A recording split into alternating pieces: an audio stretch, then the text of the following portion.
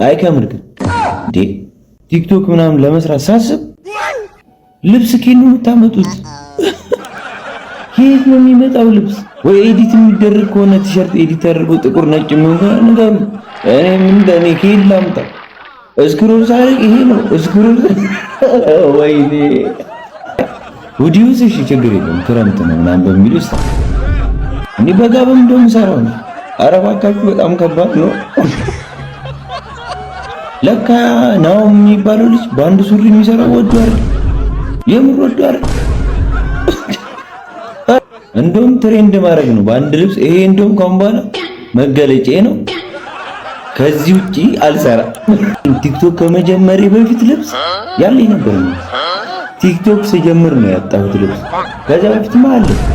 እኔ ሁሌ ሐኪም ቤት ከሰው ጋር የሚመጣ ሰው ግርም ነው።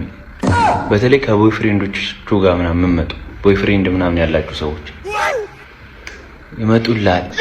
ሐኪሙ ሰገራ እንድትሰጥ ያው ያዛል። እኔ ጋር ነው የሚያዘው። ተቀባዩ ነኝ።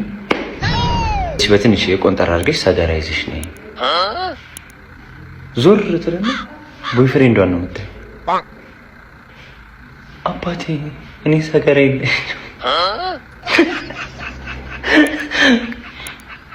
እሱ ደግሞ በተራው እማ መድኃኒት እኮ አይገኝልሽም፣ በሽታው መጥቶቅ ያለበት ስጪ ምናምን። ከዛ በስንት ክርክር ምናምን ትሄዳለች። ከዛ በኋላ ግን ቆልላ ነው ይዛ የምትመጣው። በጣም ነው ግርም የሚል እኔ ማዕድን ሚኒስቴር አለው ምን ይሰራልኛል?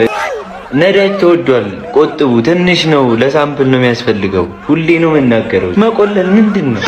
ያኔ ቤት ጭቃ ቤት የለኝ እኔ አልለጥፍበት ቆርቆሮ ቤት ነው ይሁን እና ምንድነው ግን ምንድነው እኔ መመሳ በላለሁ። እኔ መመሳ ስለምበላ እንዳይዘጋኝ ላ መጠን አድርጓት። ይሄ እኮ ያማል። ይሄ እኮ አናዘር ሌቭል ኦፍ ሺት እኮ